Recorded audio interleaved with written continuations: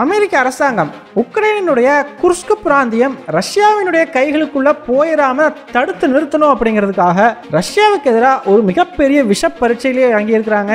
எந்த அளவுக்கு அப்படின்னா, இதனால காண்டாகி போன ரஷ்யா நாளைக்கு காலையில் எந்திரிக்கும் போது உக்ரைன்கிற நாடே மேப்பில் இருக்காது அப்படிங்கிற மாதிரி எச்சரிக்கை எல்லாம் விடுத்திருக்கிறாங்க. ஸோ இந்த வீடியோவில் நம்ம என்ன பார்க்க போறோம்னா, அமெரிக்கா இந்த அளவுக்கு ஒரு விஷ பரீட்சையில் இறங்குறதுக்கு காரணமாக இருந்த ரஷ்யாவினுடைய ராஜதந்திர நடவடிக்கை என்ன, இந்த விஷ பரீட்சையினுடைய விளைவுகள் என்னவா இருக்கும், ஸோ அமெரிக்காவினுடைய இந்த நகர்வை தடுத்து நிறுத்துறதுக்கு ரஷ்யா என்ன மாதிரியான திட்டங்களை வச்சிருக்குது, இந்த மாதிரி பல விஷயங்களை பற்றியும் இந்த வீடியோவில் ரொம்ப டீட்டெயிலாக பார்த்தலாம். வீடியோவை லைக் பண்ணிக்கோங்க, சேனலை சப்ஸ்கிரைப் பண்ணிக்கோங்க. வாங்க வீடியோக்குள்ள போயிடலாம். அறிவோம் தெளிவோம் உறவுகளுக்கு அன்பான வணக்கங்கள்.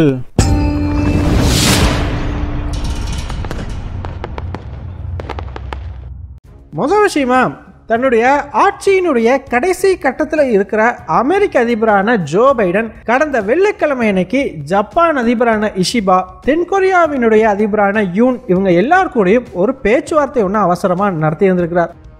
ஸோ இந்த பேச்சுவார்த்தை முடிஞ்சதையுமே பைடன் பார்த்தீங்கன்னா உடனடியாக சீன அதிபரான ஜி ஜின்பிங்க்கும் ஒரு ஃபோன் கால் மூலமாக கூப்பிட்டு பேசியிருந்திருக்கா. அப்படி கிட்டத்தட்ட அந்த பிராந்தியத்தில் இருக்கக்கூடிய முக்கிய நாடுகளுடைய தலைவர்கள் எல்லாருக்கிட்டையுமே பைடன் பேசியிருக்கா. அப்படி என்னடா நடக்குது அந்த பிராந்தியத்தில் அப்படின்னு நம்ம எல்லாம் பார்க்கும் பொழுதுதான் ஒரு இன்டெலிஜென்ட் அசஸ்மெண்ட் அப்படிங்கிறது ஒன்று வெளியாகுதுங்க. அதில் என்ன சொல்லப்பட்டிருக்குது அப்படின்னா, இப்போ வடகொரிய வீரர்கள் கிட்டத்தட்ட ஒரு 10,000 பேர் ரஷ்யாவுக்காக குர்ஸ்க்ல சண்டையிட்டு இருக்காங்க இல்லையா. இந்த நம்பர்ஸ் பார்த்தீங்கன்னா 10,000 இருந்து கூடிய சீக்கிரம் 1,00,000 அப்படிங்கிற அளவுக்கு அதிகரிக்கிறதுக்கான வாய்ப்புண்டு. ஸோ வடகொரியா 1,00,000 வீரர்களை ரஷ்யாவுக்கு கொடுக்க தயாராக இருக்குது அப்படின்னு சொல்லி அந்த ஒரு ஆய்வறிக்கை அமெரிக்க அரசாங்கத்துக்கிட்ட சமர்ப்பிக்கப்பட்டிருக்குது. ஆக்சுவலி நம்ம ஆல்ரெடி இதை பற்றி பார்த்த வீடியோலேயே ரொம்ப டீட்டெயில்டாக மென்ஷன் பண்ணியிருப்போம். ரஷ்ய அரசாங்கம் முதல்ல கொஞ்சம் வடகொரிய வீரர்கள் தான் பயன்படுத்துவாங்க, அதுவும் உக்ரைனுக்குள்ளே பயன்படுத்த மாட்டாங்க, குர்ஸ்கில் வந்து பயன்படுத்தி பார்ப்பாங்க. அப்போ அமெரிக்கா என்ன மாதிரியான ரியாக்ஷன் கொடுக்குதுங்கிறத ரஷ்யா பார்க்கும். அமெரிக்கா பெருசாக ரியாக்ட் பண்ணல அப்படின்னா அடுத்தடுத்து வடகொரிய வீரர்களை அதிக அளவுக்கு ரஷ்யா போருக்குள்ள கொண்டு வருவாங்க. உக்ரைனுக்கு எதிராக உக்ரைனுக்குள்ளேயும் அவங்கள பயன்படுத்த ஆரம்பிப்பாங்க அப்படிங்கிறத நம்ம சொல்லியிருப்போம். அதே மாதிரி பார்த்தீங்கன்னா ரஷ்யா இப்போ 10,000 வடகொரிய வீரர்களை குர்ஸ்கில் பயன்படுத்த ஆரம்பிச்சிட்டாங்க. ஆனால் அமெரிக்கா அதுக்கு பெருசாக ரியாக்ட் பண்ணலை. ஜஸ்ட் ரஷ்யாவுக்கு எதிராக கண்டனங்களை மட்டும்தான் தெரிவித்தாங்களே தவிர ரஷ்யாவுக்கு எதிரான எந்த ஒரு நடவடிக்கையுமே அமெரிக்கா எடுக்கல. ஸோ இது ரஷ்யாவுக்கு ஓகே ரைட், கண்டிப்பாக எதுவும் ரியாக்ட் பண்ண மாட்டான் அப்படிங்கிற ஒரு தைரியத்தை கொடுத்துருக்குது. அதன் விளைவாக இன்னும் பல வடகொரிய வீரர்களை ரஷ்யா போரில் பயன்படுத்துறதுக்கான வாய்ப்பு இருக்குது அப்படின்ற மாதிரி சொல்லப்படுது.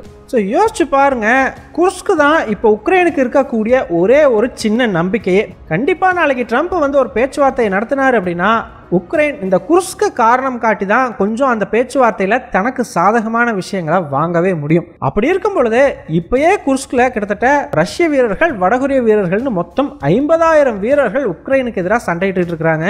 அப்படி இருக்கும் பொழுது மேலும் 1,00,000 வீரர்கள் வர்றாங்க அப்படிங்கிற பட்சத்தில் உக்ரைனுக்கு குர்ஸ்கில் ஒரு சான்ஸ் அப்படிங்கிறதே இல்லாமல் போயிடும். அது மட்டும் இல்லைங்க, இந்த 1,00,000 வீரர்கள் அப்படிங்கிறத ரஷ்யா பார்த்தீங்கன்னா ரொம்ப சைலண்டாக உள்ள கொண்டு வந்துருவாங்க. எப்படின்னு பார்த்தோம்னா, ட்ரம்ப் வந்து இனிமேல் தான் அதிபராக பொறுப்பேற்றுக்க போறாரு இல்லையா. ஸோ இந்த டிரான்சிஷன் நடக்கும் பொழுது கொஞ்ச நாளைக்கு ஃபோக்கஸ் எல்லாமே அமெரிக்கா பக்கம் தான் இருக்கும். ஸோ பெருசாக உக்ரைனுக்கு ஃபோக்கஸ் கொடுக்க மாட்டாங்க. அந்த ஒரு டிரான்சிஷன் பீரியட் அப்படிங்கிறது ஜனவரி மாதத்தில் ஆரம்பத்திலிருந்தே ஸ்டார்ட் ஆயிரும்.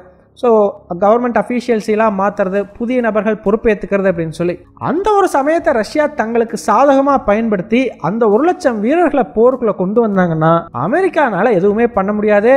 அது மட்டும் இல்லை, ட்ரம்ப் வந்து ரஷ்யாவை கேள்வி கேட்பாரா அப்படிங்கிறது கேள்விக்குறி தான். ஸோ இதனால தாங்க இந்த ஒரு விஷயத்தை இப்போ பைடன் அரசாங்கம் சீரியஸாக பார்க்க ஆரம்பிச்சிருக்கிறாங்க.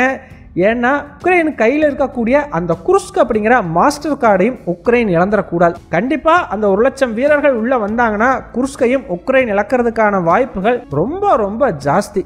அது மட்டும் இல்லைங்க, 1,00,000 வீரர்களை ஒரு நாடு இந்த போருக்குள்ளே அனுப்புறதுங்கிறது சாதாரணமான விஷயமே கிடையாது. அந்த நாடும் நேரடியாக இந்த போருக்குள்ளேயே இறங்குனதுக்கு சமம். நம்ம பல முறை பார்த்துருப்போம், பெலாரஸ் வந்து இந்த போருக்குள்ளே வந்துடும் அப்படின்னு சொல்லிக்கிட்டு இருந்தாங்க.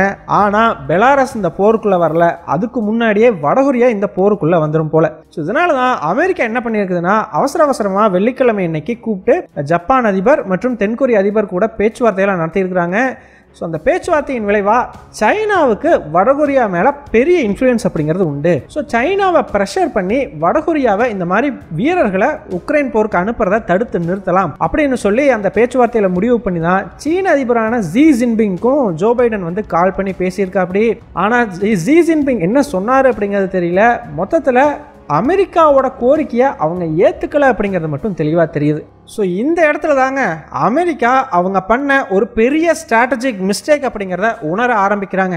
அந்த 10,000 வீரர்களை ரஷ்யா உள்ள கொண்டு வந்தப்பயே அதற்கு எதிராக ஏதாச்சும் ஒரு நடவடிக்கை எடுத்திருந்தாங்கன்னா அது ரஷ்யாவை வந்து மேலும் வடகொரிய வீரர்களை உள்ள கொண்டு வர்றதை பற்றி யோசிக்க வச்சிருக்கும். ஈவன் அந்த பேச்சுக்கள்லாம் வந்தப்போ ரஷ்யா அவங்கள போரில் பயன்படுத்தவே இல்லை, ஜஸ்ட் அவங்களுக்கு ட்ரைனிங் மட்டும்தான் கொடுத்துக்கிட்டு இருந்தாங்க. அப்போ ஏதாச்சும் ஒரு நடவடிக்கை அமெரிக்கா எடுத்திருந்தாங்கன்னா மேபி ரஷ்யா அவங்கள போரில் ஈடுபடுத்தாம அப்படியே திரும்ப வந்து வடகொரியாவுக்கு கூட அனுப்பிச்சிருக்கலாம். சொல்றதுக்கு சான்ஸ் இல்லை இல்லையா? ஆனால் அமெரிக்க அரசாங்கம் பார்த்தீங்கன்னா அப்போ பெருசாக எந்த ஒரு ரியாக்ஷனுமே கொடுக்கல. காரணம், அப்போ அமெரிக்காவில் தேர்தல் ரொம்ப விறுவிறுப்பாக நடந்துக்கிட்டு இருந்தது. எல்லாருமே அமெரிக்காவோட தேர்தலில் ஃபோக்கஸ்டாக இருந்தாங்க. அந்த சமயத்தை ரொம்ப அழகாக பயன்படுத்திக்கிட்ட ரஷ்யா அந்த 10,000 வீரர்களுக்கும் ட்ரைனிங் கொடுத்து போர்லேயே பயன்படுத்த ஆரம்பிச்சிட்டாங்க. ஸோ ஜஸ்ட் கண்டனங்களை மட்டும்தான் அமெரிக்கா தெரிவிச்சிருந்தது. ஸோ யோசிச்சு பாருங்க, கண்டிப்பாக ரஷ்யா இதே மாதிரி ஒரு விஷயத்தை ஃபாலோ பண்ணி மீதி இருக்கிற 1,00,000 பேரையும் இந்த போருக்குள்ளே கொண்டு வர்றதுக்கு முயற்சி செய்வாங்க. அதை இப்போ அமெரிக்கா தடுத்து நிறுத்தி ஆகணும். ஸோ அதனால தாங்க அமெரிக்க அரசாங்கம் சைனா கூடலாம் பேச்சுவார்த்தை நடத்தின பிறகு கடந்த ஞாயிற்றுக்கிழமை அன்னைக்கு, அதாவது 2 நாளைக்கு முன்னாடி சைலண்டாக உக்ரைனுக்கு லாங் ரேஞ்ச் வெப்பன்ஸை பயன்படுத்துறதுக்கான அனுமதியை கொடுத்துட்டாங்க. ஸோ அதுலேயும் ஒரு கேம் ஒன்று இப்போ அமெரிக்கா ஆடி இருக்குது. லாங் ரேஞ்ச் வெப்பன்ஸ் அப்படின்னதையுமே நம்ம எல்லாமே டாம் ஷேடோவுக்கோ இல்லை ஸ்கால்ப் மிசைலுக்கோ தான் அமெரிக்கா அனுமதி கொடுத்துருக்கோம் அப்படின்னு சொல்லி நினைப்போம். ஆனால் அமெரிக்க அரசாங்கம் அந்த 2 மிசைலுக்கும் அனுமதி கொடுக்கல. அதுக்கு பதிலாக அமெரிக்காவினுடைய ஆர்மி டாக்டிக்கல் மிசைல் சிஸ்டம்னு சொல்லக்கூடிய அட்டாகாம்ஸை ரஷ்யாவுக்கு எதிராக ரஷ்யாவுக்குள்ளே பயன்படுத்தலாம் அப்படிங்கிற ஒரு அனுமதியை உக்ரைனுக்கு கொடுத்துருக்குறாங்க. இங்கே இன்னொரு விஷயத்தையுமே நம்ம நோட் பண்ணணுங்க.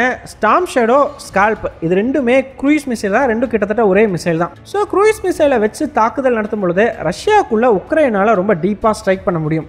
ஆனால் அப்படிப்பட்ட மிசைல்ஸை அமெரிக்கா கொடுக்கல. அதுக்கு பதிலாக அட்டாகாம்ஸுங்கிற பேலிஸ்டிக் மிசைலை தான் கொடுத்துருக்குறாங்க. அது மட்டும் இல்லைங்க, இந்த ஒரு அட்டாகாம்ஸ் மிசைல்ஸையுமே ரஷ்யாவுக்குள்ளே நேரடியாக பயன்படுத்துறதுக்கு இன்னும் அமெரிக்கா அனுமதி தரலை. குர்ஸ்க் பிராந்தியத்துக்குள்ளே மட்டும் இருக்கிற அந்த வடகொரியா ரஷ்ய வீரர்களுக்கு எதிராக இந்த மிசைலை பயன்படுத்தலாம். ஆனால் குர்ஸ்க் பிராந்தியத்துக்கு வெளியே இப்போதைக்கு இந்த மிசைலை பயன்படுத்த வேண்டாம்னு சொல்லியிருக்கிறாங்க. அதாவது இப்போ அமெரிக்கா பார்த்தீங்கன்னா சிம்பாலிக்காக ஒரு இன்ஃபர்மேஷனை ரஷ்யாவுக்கு கொடுத்துருக்குறாங்க. நீங்கள் மீதி இருக்கிற அந்த 1,00,000 வடகொரிய வீரர்களையும் உள்ளே கொண்டு வந்தீங்க அப்படின்னா உக்ரைனுக்கு குர்ஸ்க்கு வெளியேயும் இந்த மிசைலை பயன்படுத்தி அட்டாக் பண்ணுறதுக்கு அனுமதி கொடுப்போம். அது மட்டும் இல்லை, ஸ்டார்ம் ஷேடோ, ஸ்கால்ப் மாதிரியான க்ரூயிஸ் மிசைலையும் உக்ரைன் வந்து ரஷ்யாவுக்குள்ளே பயன்படுத்த அனுமதி கொடுப்போம். நீங்கள் அவங்களை கொண்டு வரலைன்னா நாங்களும் வந்து இதை பண்ண மாட்டோம் அப்படிங்கிற ஒரு சிம்பாலிக்கான ஒரு இன்ஃபர்மேஷனை அமெரிக்கா ரஷ்யாவுக்கு இப்போ பாஸ் பண்ணியிருக்குது. ஸோ ரஷ்யா இதுக்கு எப்படி ரியாக்ட் பண்ணும் அப்படிங்கிறத அமெரிக்கா பார்ப்பாங்க. கண்டிப்பாக உக்ரைன் மட்டும் அட்டாகாம்ஸை பயன்படுத்தி ரஷ்யாவுக்கு எதிராக தாக்குதலை நடத்திட்டாங்கன்ற பட்சத்தில் கண்டிப்பாக ரஷ்யா வைலண்டாக தான் ரியாக்ட் பண்ணுவாங்க அப்படின்னு நம்பப்படுது. ஸோ கண்டிப்பாக ரஷ்யா விட்டு கொடுக்கணும் அப்படின்னு நினைக்க மாட்டாங்க இல்லையா?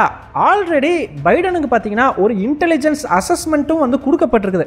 இந்த மாதிரி ஒருவேளை லாங் ரேஞ்ச் மிசைலுக்கு அமெரிக்க அரசாங்கம் அனுமதி கொடுத்துச்சு அப்படின்னா ரஷ்யா ஒரு பெரிய லிஸ்ட்டை ரெடி பண்ணி வச்சிருக்குதான். ஸோ எங்கெங்கெல்லாம் தாக்குதல் நடத்தலாம், என்ன மாதிரி விஷயங்களை எல்லாம் அமெரிக்காவுக்கும் ஐரோப்பிய நாடுகளுக்கும் எதிராக பண்ணலாம் அப்படின்னு சொல்லி அது எல்லாத்தையும் கண்டிப்பாக ரஷ்யா பண்ணும்னு அமெரிக்காவினுடைய உளவுத்துறை நம்புது. இதை பற்றி ஆல்ரெடி நம்ம போட்டிருந்த வீடியோலயே பார்த்துருந்தோம். ஸோ அதனால தான் பைடன் அரசாங்கம் போன முறை இந்த ஒரு பர்மிஷனை கொடுக்கலாமா வேண்டாமான்னு யோசிச்சப்பயே கொடுக்காம வந்து பேக் அடிச்சிருந்தாங்க.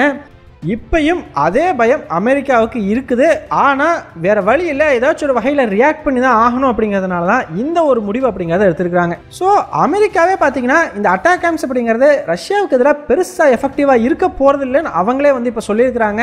ஏன்னா போன முறை பைடன் அரசாங்கம் அனுமதி கொடுக்கலாமா வேண்டாமான்னு டிஸ்கஸ் பண்ணப்பயே ரஷ்யா பார்த்தீங்கன்னா குர்ஸ்க் பிராந்தியத்தை சுற்றி இருக்கக்கூடிய முக்கியமான மிலிட்டரி சைட்ஸ் கூடவே ஜெட் விமானங்கள் இந்த மாதிரி முக்கியமான எல்லா ஆயுத ரிலேட்டடான விஷயங்கள்னு சொல்லி எல்லாத்தையும் வேற இடத்துக்கு மூவ் பண்ணிட்டு தான் சொல்லப்படுது.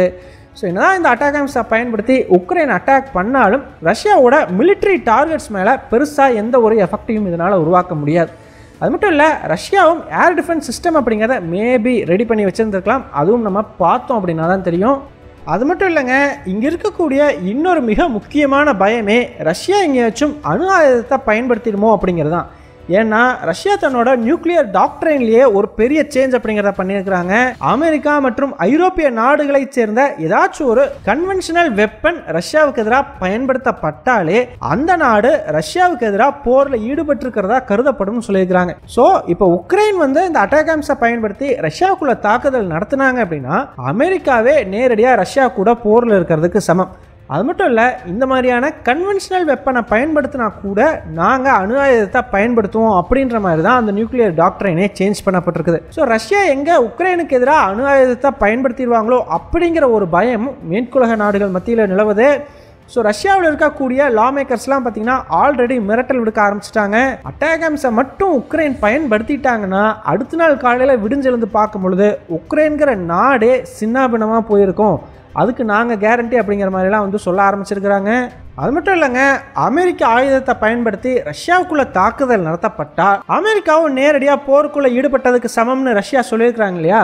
ஸோ இது ஒரு மூன்றாவது உலகப் போருக்கே இட்டு செல்லலாம் அப்படிங்கிற மாதிரிலாம் சொல்லப்படுது. அது மட்டும் இல்லை, அப்படி ஒரு தாக்குதல் நடந்து அமெரிக்கா நேரடியாக போரில் ஈடுபட்டிருக்கிறதா ரஷ்யா கருதுனாங்கன்னா அதுக்கு ஏற்ற பதில் நடவடிக்கை அப்படிங்கிறத அமெரிக்காவுக்கு எதிராக ரஷ்யா பண்ணுவாங்க இல்லையா. ஸோ அது எப்படி இருக்க போகுது அப்படிங்கிற மாதிரியான கேள்விக்குறிகளும் எழுந்திருக்குது. ஸோ இதனால் இந்த ரஷ்யா உக்ரைன் போர் அப்படிங்கிறது மீண்டும் உச்சகட்ட பரபரப்பை நோக்கி நகர ஆரம்பிச்சிருக்குது. இப்போது உக்ரைன் எப்போ தாக்குதல் நடத்த போகுது அப்படிங்கிறது தான் அடுத்த கேள்விக்கான பதிலே நம்மளுக்கு கிடைக்கும். ஸோ வெயிட் பண்ணி பார்க்கலாம் என்ன நடக்குது அப்படின்னு சொல்லி. ஸோ ஃபைனலாக நீங்கள் என்ன நினைக்கிறீங்க? அமெரிக்காவினுடைய லாங் ரேஞ்ச் மிசைல்ஸ் ரஷ்யாவுக்குள்ளே பயன்படுத்தப்பட்டால் அதுக்கு ரஷ்யாவினுடைய ரியாக்ஷன் என்னவா இருக்கும்? உங்களுடைய கருத்துக்கள் என்ன அப்படிங்கிறத மறக்காமல் கமெண்ட்ஸில் சொல்லுங்கள். எங்கள் டெலிகிராம் சேனல் லிங்க் டிஸ்கிரிப்ஷனில் கொடுக்குறோம். இன்ட்ரெஸ்ட் இருக்கிறவங்க ஜாயின் பண்ணிக்கோங்க. ரொம்ப முக்கியமான செய்திகள் அதில் பகிரப்படும். வீடியோ பிடிச்சிருந்ததுன்னா லைக் பண்ணிக்கோங்க, சப்ஸ்கிரைப் பண்ணிக்கோங்க. இதன் மூலமாக எங்களுடைய வீடியோஸ் இன்னும் நிறைய பேர்த்துக்கு போய் சேரும். முடிஞ்சால் உங்களுடைய ஃப்ரெண்ட்ஸுக்கிட்டையும் நிறைய ஷேர் பண்ணிக்கோங்க. இது எங்களுடைய உழைப்புக்கு நீங்கள் கொடுக்குற ஒரு ரிவார்டாக இருக்கும். நன்றி.